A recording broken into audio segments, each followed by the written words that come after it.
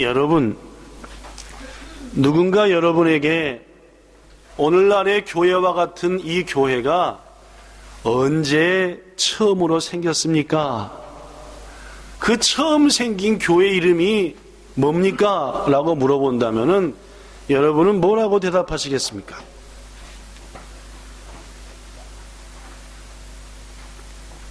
교회 이름이, 첫 교회 이름이 뭐냐? 오늘날 교회와 같은 교회가 언제 처음으로 세워졌냐? 라고 질문을 당했다. 그만. 교회? 몰라. 원래부터 있었대. 라고 대답하시겠습니까? 아니면 딱딱 맞춰서 대답하시겠습니까? 예수님께서 우리의 허물과 모든 죄를 다 담당하시고 십자가에 달려 죽으셨으며, 죽으신 예수님은 약속대로 3일 만에 다시 부활하셨습니다. 부활하신 예수님께서 제자들과 부활하신 후 이 땅에 머물렀던 날은 약 40일 정도로 보여집니다. 왜냐하면 사도행전 1장에 40여 일을 보이셨다. 그 40일 동안 부활하신 예수님이 제자들에게 하신 일도 사도행전 1장에 기록됐는데 뭐라고 써졌냐면은 하나님의 나라의 일을, 하나님 나라의 것들을 가르치셨다라고 말합니다. 그래서 부활하신 예수님이 40일 동안 제자들에게 하나님 나라 일을 말씀하신 다음에 이제 제자들이 보는 앞에서 하늘로 들림을 받아 원래부터 계셨던 하나님의 나라, 자신의 나라, 우리를 위하여 우리가 거할 곳을 준비하신 그곳으로 예수님이 가시면서 그것을 이렇게 쳐다보고 있던 제자들에게 이렇게 말씀했습니다. 사도행전 1장 4절부터 5절 이렇게요. 보이십니까? 글자? 보이시죠? 그죠? 예수님이 승천하면서 자신을 바라보는 제자들에게 예루살렘을 떠나지 말고 나에게서 들은 바 하나님이 주시겠다고 약속하신 것을 뭐하라? 기다리라. 요한은 물로 세례를 베풀었지만 너희들은 몇 날이 못되어 뭘로 세례를 받으리라? 성령의 세례를 받으리라 라고 했어. 예수님과 헤어지는 마지막 순간에 제자들에게 하나님이 약속한 것을 기다리라 라는 그 말을 들은 120여 명의 제자들은 예수님의 말씀에 순종하여 예루살렘을 떠나지 않았습니다. 당시 예루살렘은 예수님을 죽인 무리들이, 예수님을 따르는 무리들까지도 고통을 주고 없이 하려고 그런 때에 어떤 어려움이 없어도 예루살렘을 떠나지 말고 하나님이 약속한 것을 줄 때까지 기다리라 해서 그들은 예루살렘에 있는 한 큰 다락방에 모여 간절히 기도했습니다. 하나님, 우리를 지켜주세요. 약속하신 것이 우리에게 임하게 해주세요 라고 기도하면서 약 열흘쯤 지났는데 갑자기 놀라운 일이 임했습니다. 사도행전 2장 1절에 그때 모습이 기록되어 있죠. 여기 써졌습니다. 오순절날이 이름에, 오순절이라는 50일이 지남에 6월절날 예수님이 십자가에 죽으셔서 6월절 어린 양이 되셨고 40일 동안 머무르셨고 그리고 6월절부터 50일이 되던 때라는 말입니다. 그러니까 예수님이 십자가에 죽으신 지 약 50일째에 그들이 다 같이 한 곳에 모였더니, 즉 예수님의 승천하는 모습을 봤던 제자들이 모였더니 호련히 하늘로부터 급하고 강한 바람 같은 소리가 있어. 즉 슉 하는 바람 소리가 하늘로부터 나더니 그들이 앉아있는 온 집에 그 소리가 가득하고 마치 불의 혀처럼 갈라지는 것들. 우리 캠프파이어 할 때 장작불을 팍 하면은 불끝이 팍 이렇게 그죠?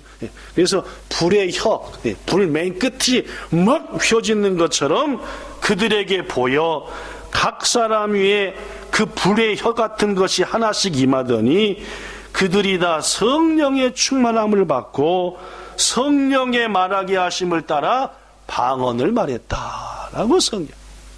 그렇습니다.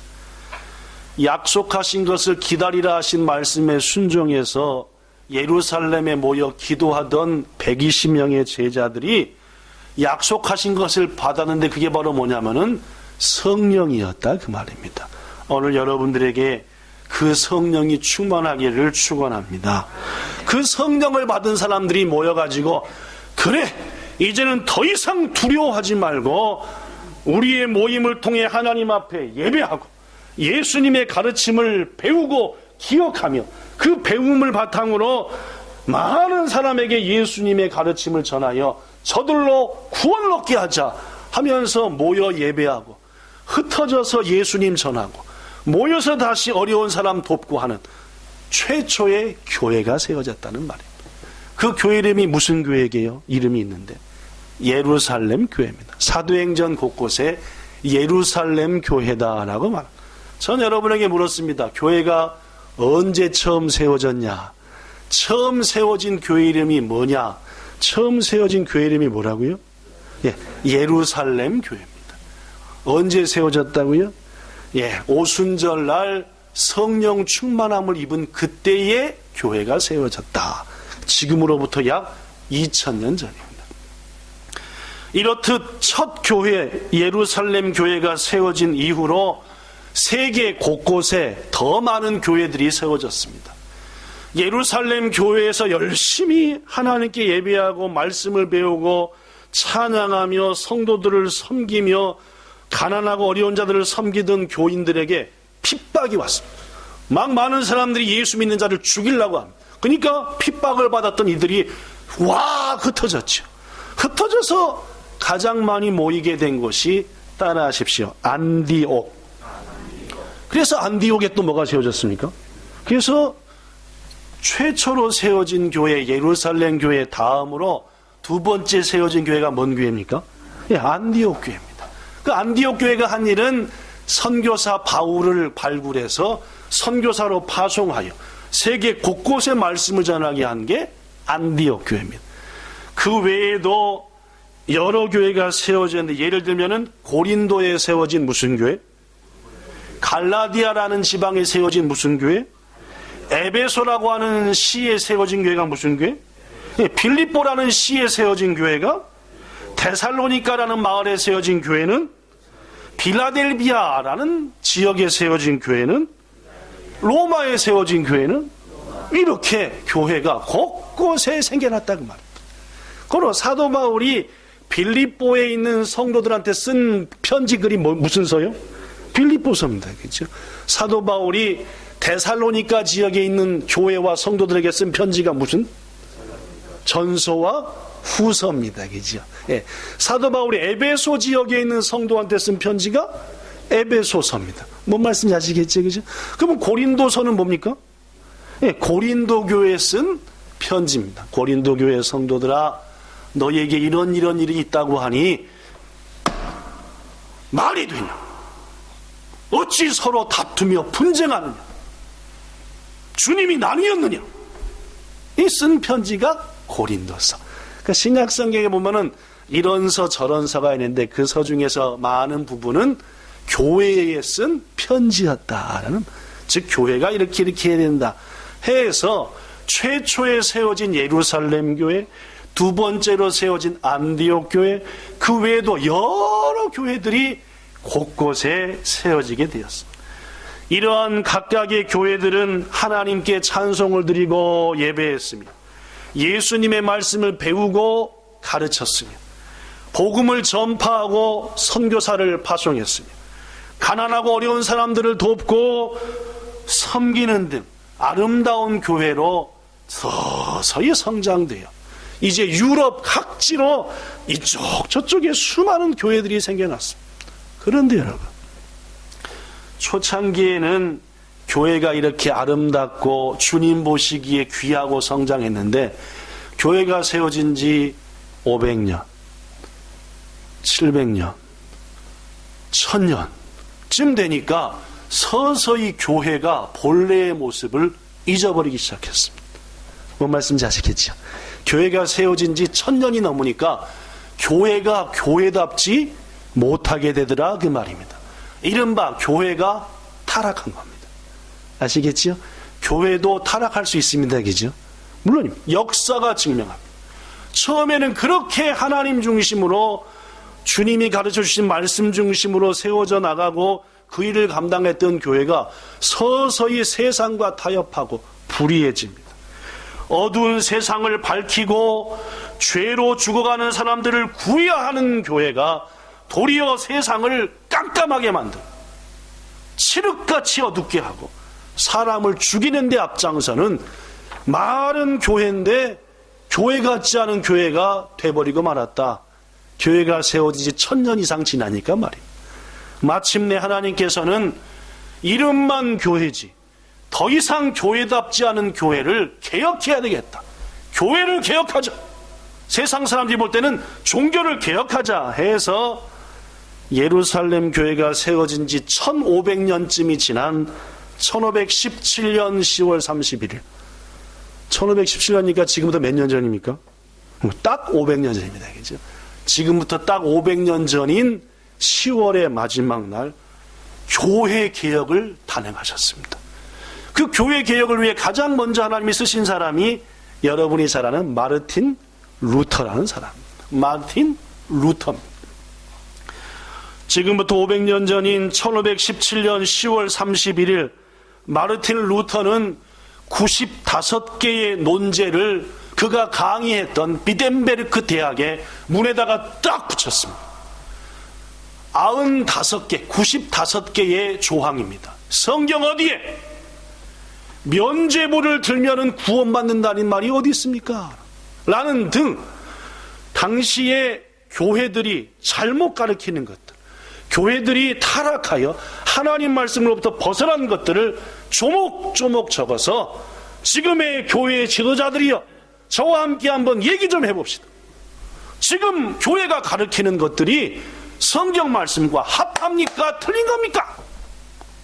라고 그 95개 조항의 질문서를 문에다가 딱 붙인 그날이 1517년 10월 31일이었고 그날이 바로 교회 개혁을 하나님께서 루터를 통해서 시작한 날이었다라는 말입니다.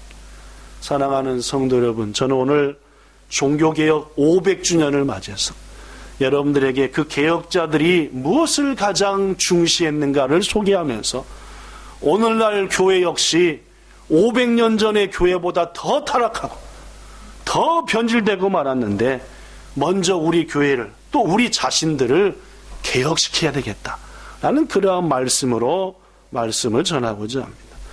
500년 전 수많은 종교개혁가들이 가진 첫 번째 신앙의 핵심은 따라하십시오. 오직 성경으로. 교회가 개혁되어지려면 뭘로 돌아가야 한다는 말입니까? 성경으로 돌아가야 한다.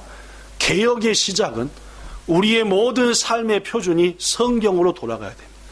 하나님께서 말씀하셨으니 하는 것이고 하나님이 말씀하셨으니 이것은 하지 말라 했으니까 안 하는 것. 이게 교회의 개혁이고 성도의 개혁이다 그 말입니다. 반대로 성경 말씀은 이런데 내 마음대로 살아요. 이것은 타락한 것이고 개혁되어져야 될 자다 그 말입니다. 당시 500년 전의 교회는 성경으로부터 너무 멀리 떨어져 있었습니다. 놀랍게도 당시 성경은 아무나 읽을 수 있는 게 아무나 가질 수 있는 게 아니었습니다. 500년 전 성경은 대표적인 금서였습니다. 금서라는 말이 무슨 말이죠? 읽어도 안 되고 가지고 있어도 안 된다 그 말. 그러면 당시 누가 성경을 가지고 있었을까요? 첫째, 교회의 가장 우두머리였던 당시 교황이 가지고 있었습니다. 두 번째, 누가 성경을 가지고 있었을까요? 교황이 허락한 성직자들만 성경을 가질 수 있었고 읽을 수 있었습니다. 나도 너무너무 성경을 가지고 싶어서 혹시 모르게 성경을 가지고 있다. 읽으려고 할 때 당시 성경은 히브리어, 헬라어, 라틴어였습니다. 특히 이 세어는 너무나 어려워가지고 일반 사람들이 보면 이게 뭔 글자야? 즉 의미를 알 수 없었다는 말입니다.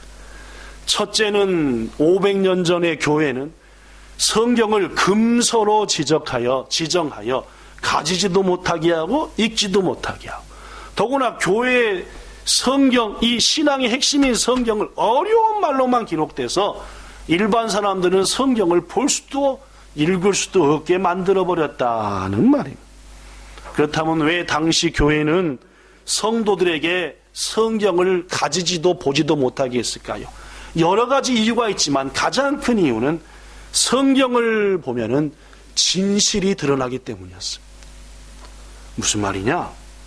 당시 교회들은 성경에도 없는 것들을 주장하며 성도들을 미혹했습니다. 성도들의 눈을 가려버렸습니다.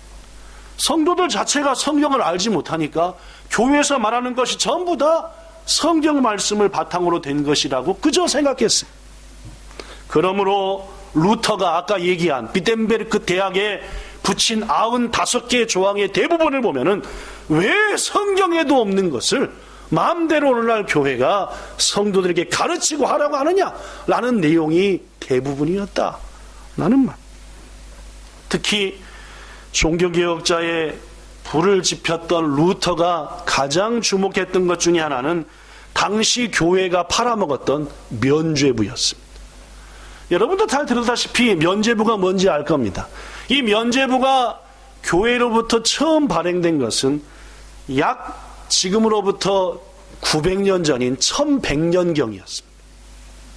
당시 저 동쪽으로부터 이슬람 교도들, 이슬람을 믿는 사람들이 굉장한 힘을 가지고 자꾸 예수님을 믿는 지역인 유럽을 쳐들어왔습니다. 이른바 전쟁이 시작됐죠. 이슬람 교도들은 강했습니다. 잔인하기도 했죠. 그래서 나가서 싸워서 이쪽 유럽과 예수님 믿는 사람들을 지켜내야 될 텐데, 소문에 저것들은 지면은 목을 잘라버린단다, 귀를 잘라버린단다, 뭐 처참하게 죽인단다 하니까 예수를 믿는 그리스도인의 병사들이 전쟁터에 나가려고 해? 안 나갈라 해요? 안 나갑니다. 자기 자식을 전쟁터에 보내고 싶어요? 안 보내고 싶어요? 안 보내고 싶습니다. 도전이죠. 네, 그렇습니다. 그러다 보니까 당시 교회가 뭘 했느냐? 면죄부라는 것을 발행했습니다. 혹 죄를 짓고 혹 나쁜 짓을 했다 하더라도 교회로부터 발행된 뭘 받으면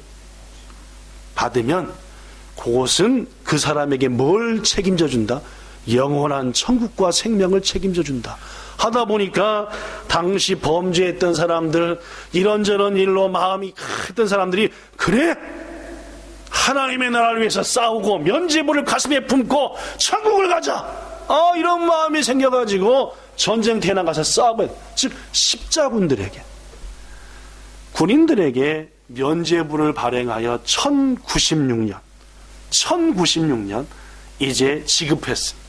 그때 그들이, 즉 교회가 십자군들에게, 즉 전쟁에 참여하는 예수 믿는 자들에게 뭐라고 말했냐면 이렇게 말했습니다. 읽어볼까요? 시작.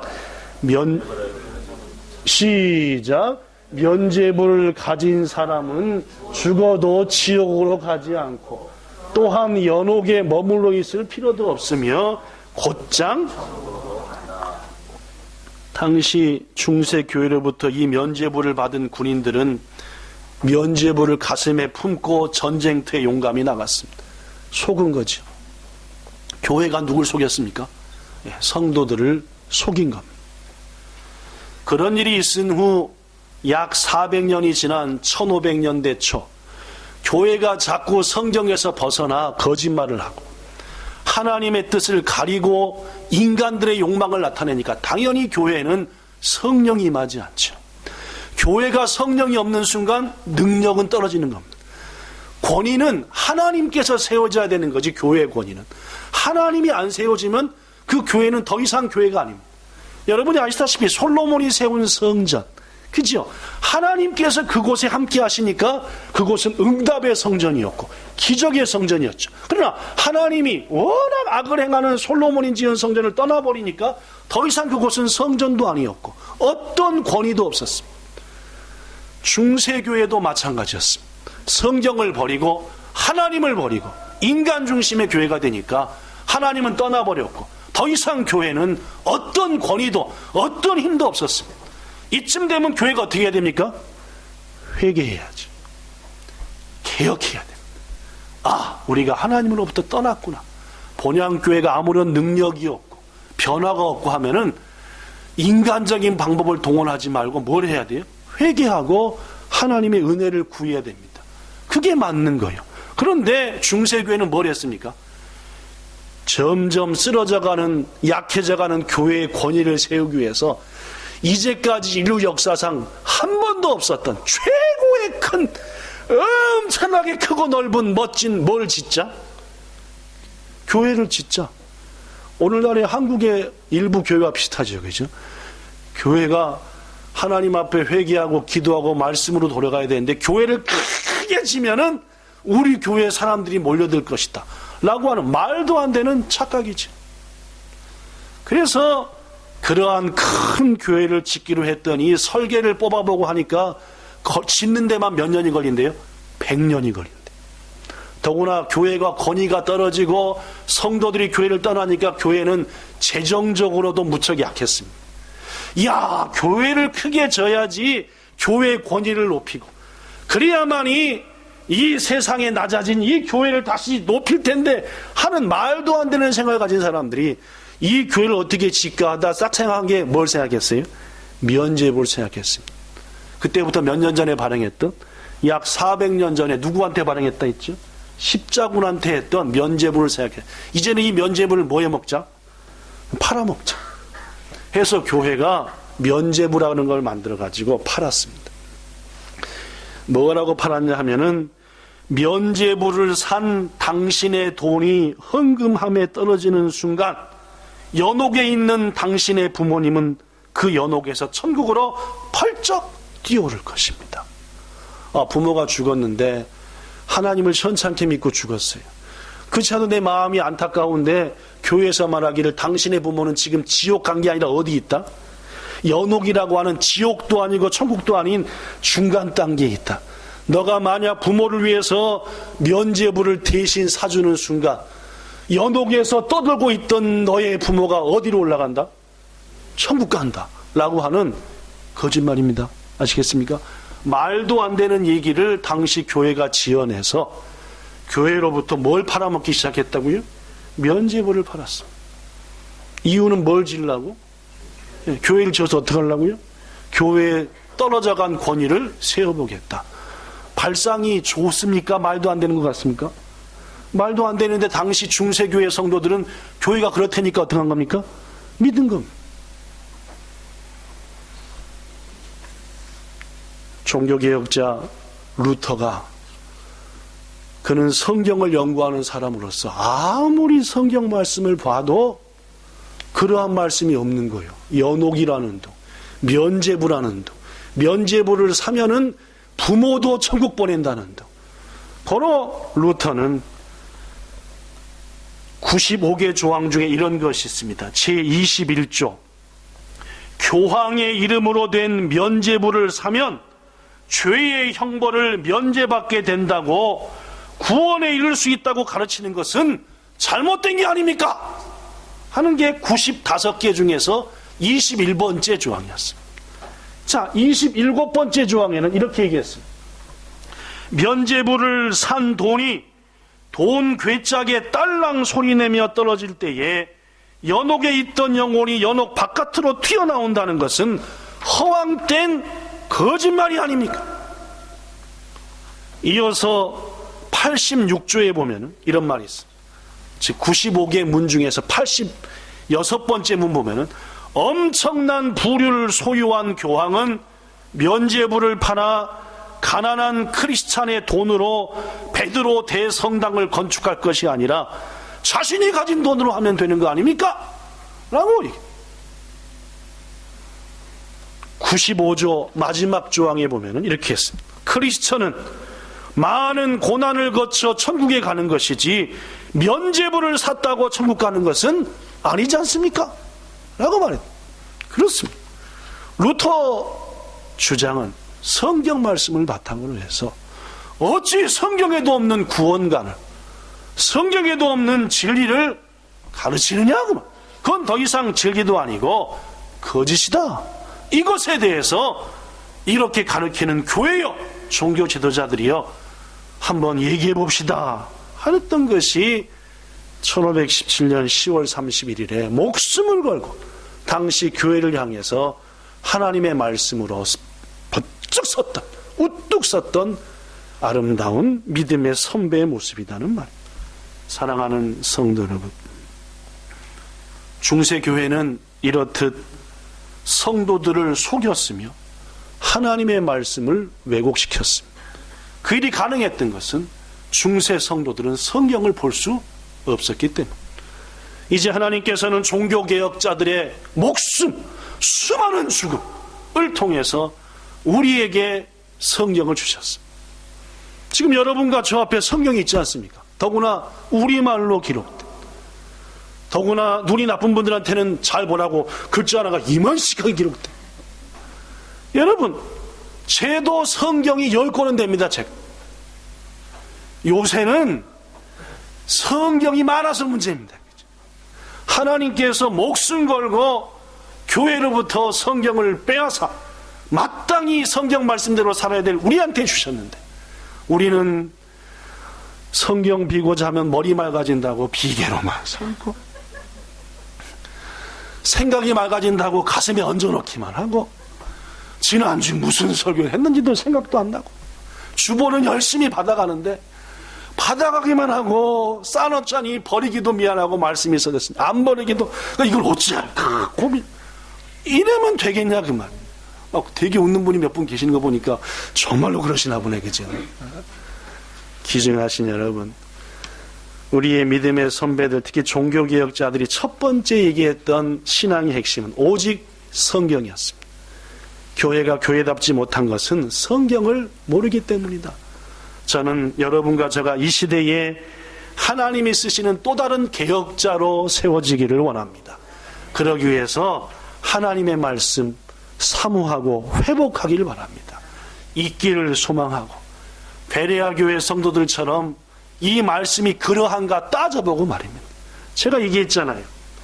고등학교 3학년 때부터 약 3, 4년간 하나님의 성령께서 저에게 인도해가지고 교회에서 드리는 모든 예배에 참여하게 하셨어요.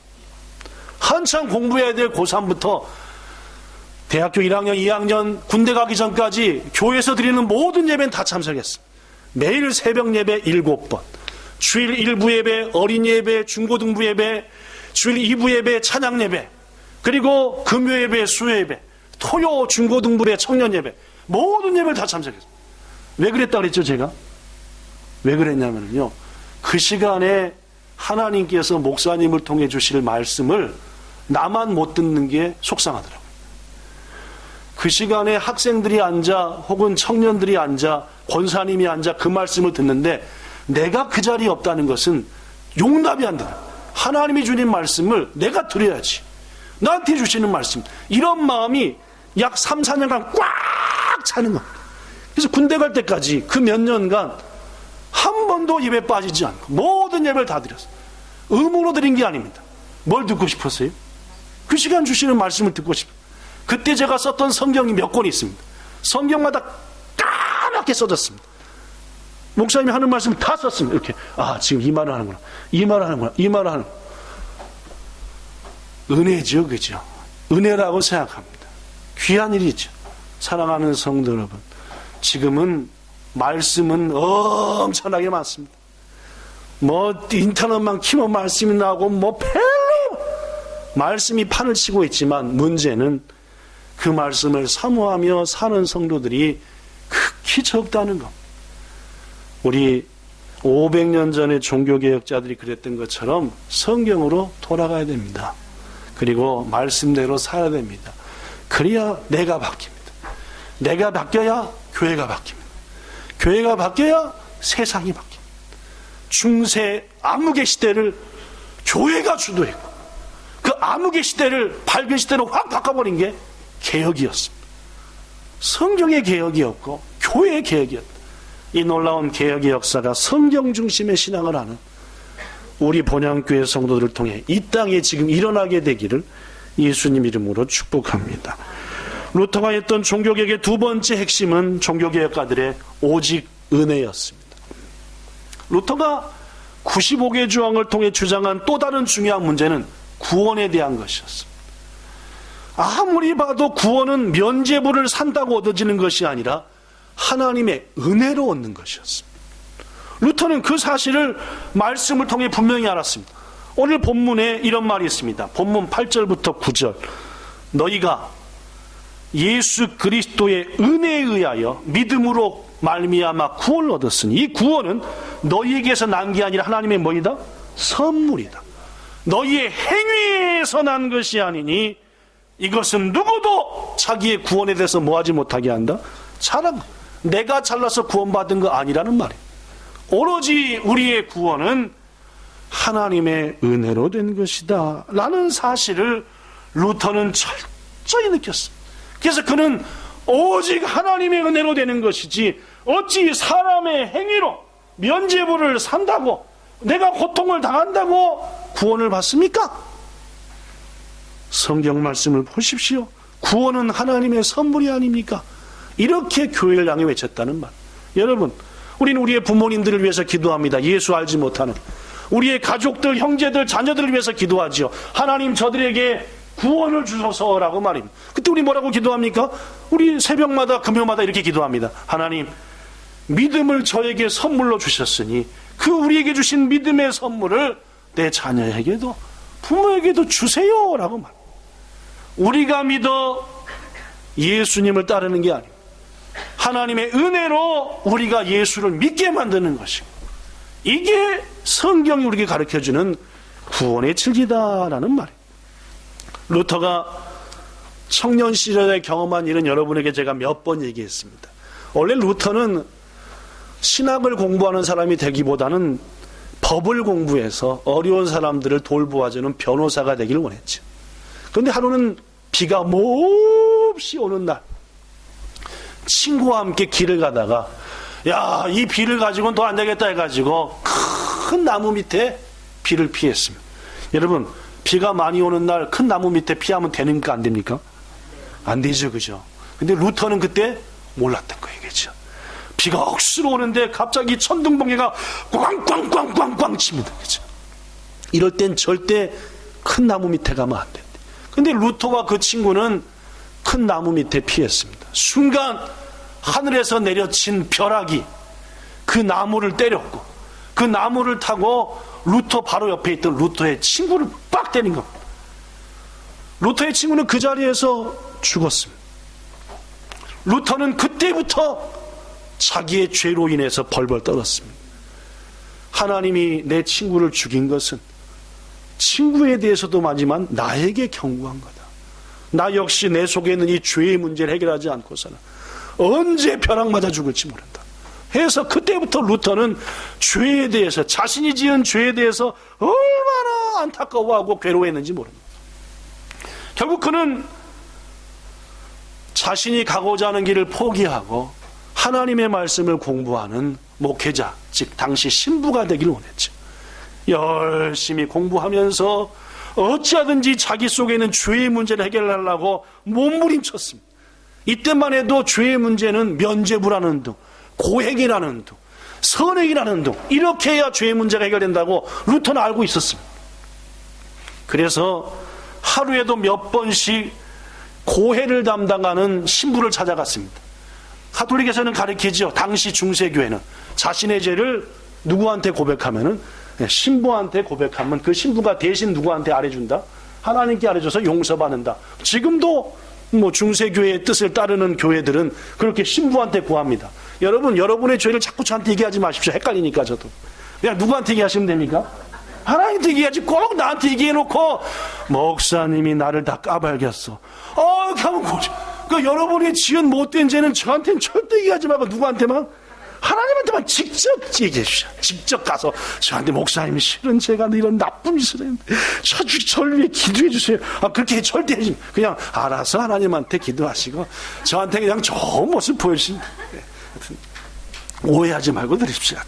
그런데 루터는 자꾸 주는 죄가 생각이 나니까 하루에도 몇 번씩 그 고해를 담당하는 신부한테 찾아가지고 신부님 제가 또 오늘 이런 못된 짓을 했습니다. 지나가는 아가씨를 보고 예쁘다는 생각을 해서 하니까 신부가 하는 말이 자네 5분 전에도 왔다 가지 않았나? 루터 제발 좀 모아서 와. 죄를 잔뜩 모아서 좀 와. 한 번에 오지, 한 번에 한 가지씩 오지 말고 하여튼 몇 가지씩 모아서 좀 오면 안 되겠나?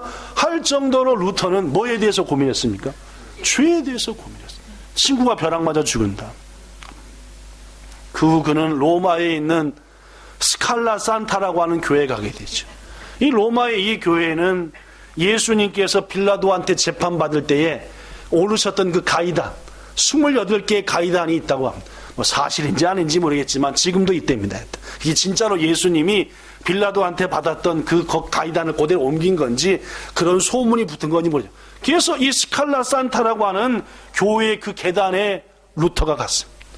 당시 교회는 말했습니다. 어떤 죄도 이 가이단을 무릎으로 오르락내리락 하면은 그 죄를 뭐 안 받는다? 용서받는다. 당시 교회가 거짓말로 가르친 겁니다. 여러분 그러려면 무슨 다 교회마다 그 계단 만들어 놓겠죠? 그렇죠. 그래가지고 그 계단을 맨 무릎으로 오르락내리락 하니까 여러분 돌로 된 계단을 맨 무릎으로 계속 오르락내리락 어떻게 되겠습니까? 막 피가 줄줄줄 얼마나 아파. 그런데도 루터의 마음속에 죄책감은 사라지지 않았다. 무거운 마음으로 다시 독일로 돌아온 루터가 그가 가르치던 로마서, 히브리서 말씀을 열심히 읽는 가운데 하나님의 말씀이 그 심장에 빡 꽂혔습니다. 그 꽂힌 말씀이 우리가 잘 아는 로마서 1장 17절 말씀. 루터가 깨우친 구원의 핵심의 말씀이죠. 시작. 오직 의인은 믿음으로 말미암아 살리라 라는 거였습니다. 그렇습니다. 우리가 사는 것은 믿음으로 구원받고 사는 것이지 결코 면죄부도 아니고 고행도 아니고 선행도 아니고 그 뭣도 아니다. 그리고 이 믿음은 하나님이 우리에게 뭘로 주신다? 선물로 주시는 것이니 결국 우리의 구원은 하나님의 주시는 은혜요 믿음으로 바탕으로 한 선물이요. 그러나 우리는 구원을 선물로 받았으니 감히 자랑하지 못하고 오로지 우리에게 구원 주신 하나님을 찬송할 뿐이다. 이게 루터의 종교개혁자들의 구원관의 핵심이 되었다라는 말씀을 마칩니다. 중세교회가 하나님의 말씀을 덮고 교회의 욕망과 생각에 따라서 잘못된 것을 주관할 때에 중세교회는 사탄의 밥이 되고 말았습니다. 교회가 사단의 밥이 되니까 성직자들은 세속화되었고 결국 성도들 역시 아무것도 알지 못하니까 그 길을 같이 따르고 말았습니다. 그로부터 500년이 딱 지난 지금 오늘날의 교회와 성도 역시 위기에 위기를 맞고 있는 것이 사실입니다. 마치 당시 교회가 베드로 성당이라고 하는 지금도 로마 바티칸에 있는 그 성당입니다. 그렇죠? 그게 그때 100년간 세운 겁니다. 교회의 권위를 높이고자 했던 것처럼 오늘날의 일부 교회와 지도자들도 교회를 멋지게 해서 그것으로 교회의 권위를 회복시키겠다는 착각에 빠져 있다는 말이에요. 오늘날 교회가 개혁되기 위해서 무엇보다 중요한 것은 성경으로 돌아가야 합니다. 여러분과 저가 하나님 앞에 더욱더 말씀대로 살기를 소망해야 되고 말씀 배우기를 소망해요. 그래야 이 시대의 진정한 개혁이 이루어진다는 말입니다. 종교개혁 이후로 무엇보다 가장 많이 달라졌던 것이 교회의 예배 모습이었습니다. 당시 모든 세계 교회들은 무슨 말로 예배드리냐면 어느 언어로? 라틴어로 예배드렸습니다. 고로 루터가 있었던 독일 사람들은 라틴어 몰랐습니다. 말을 해도 뭔 말인지 모르는 겁니다. 고로 앉아있는데 성경도 라틴어로 하지, 예배 인도도 라틴어로 하지, 성찬식은 자주자주 했는데 일반 성도한테는 떡밖에 안 줬습니다. 왜 잔을 안 줬게요? 이 거룩한 것을 흘리면은 하나님의 영광을 가리우니까 흘릴 가능성이 있으니까 아예 안 주겠다. 그래서 중세의 성도들은 성찬에 참여해도 잔은 마시지 못하고 떡만 먹었어요. 설교를 해도 말씀을 해도 라틴어로만 하니까 가끔 단어는 아는 게 나오는데 우리 일본에 맨 처음 와서 일본 교회 가서 예배 드릴 때 그러잖아요. 일본 목사님 막 설교하는데 아는 단어는 나오는데 저게 뭔 뜻인가? 이런 예배를 중세교회 성도들은 드렸습니다. 얼마나 답답했겠습니까? 그러나 종교개혁가들은 찬송을 만들었습니다. 아까 예배 시간에 찬이다. 내 주는 강한 성이요 방패와 병기 되시니. 루터가 작사 작곡한 곡입니다. 독일의 국가가 됐죠. 지금 독일의 우리 한국에는 무슨 국? 애국가처럼 독일의 국가가 바로 내 주는 강한 성이요. 참 그 나라 복받은 나라입니다. 그죠? 목사님의 딸이 벌써 대통령을 몇 년째 하죠. 뭐 상당히 오래 하고 있고 그죠? 하여튼 대단. 호영 씨가 독일에 간다는 것 같아요. 모르세요? 네, 나중에 얘기해 줄게. 이렇듯 중세 교회에 하나님께 드리지 못했던 예배, 성직자 중심의 의식적인 의전적인 예배를 모두 다 없애버리고 함께 찬송하며 우리들이 알아듣는 말로 성경을 읽고 메시지를 들으며 순종하게 하는 이런 것을 회복시킨 것이 중세 끝내는 종교개혁자들의 헌신이었다는 말입니다. 말씀 마칩니다. 우리 여러분들 하나님께서 성경을 찾아주셨습니다. 예배가 드려지게 하셨습니다. 찬송으로 하나님께 영광 돌리게 하신 게 종교개혁 이유입니다. 이 귀중한 것을 우리가 목숨을 건 개혁자들을 통해서 받았으니 우리 또한 이 시대에 예배를 지키고 말씀을 지키고 주의 주신 선물을 감격하여 하나님께 항상 영광 돌림으로 이 시대에 하나님이 찾으시는 또 다른 개혁자로 쓰임받는 여러분과 저 우리 본향교회 되기를 예수님 이름으로 축복합니다. 기도하겠습니다. 좋으신 하나님, 종교개혁 500주년을 맞이했습니다. 세계 곳곳의 교회가 오늘은 바로 종교개혁이 일어난 지 500년이 된 날입니다 라고 하나님의 말씀을 전할 것이 분명합니다. 우리에게도 성경 중심으로 오직 은혜로 오직 믿음으로 된 네 놀라운 사실의 말씀을 주시니 감사합니다. 말씀의 홍수 속에서 우리는 듣는 것만 귀 기울이되 순종하지 않지 않습니까? 주 하나님 아버지 말씀 따라 살게 하시되 이번 달의 말씀처럼 주의 말씀 우리의 발에 등이요 빛이다 하셨사오니 더 이상 욕망 따라 살지 말고 말씀 따라 사는 우리가 되게 하여 주옵소서. 예수님 이름으로 기도드리옵나이다. 아멘.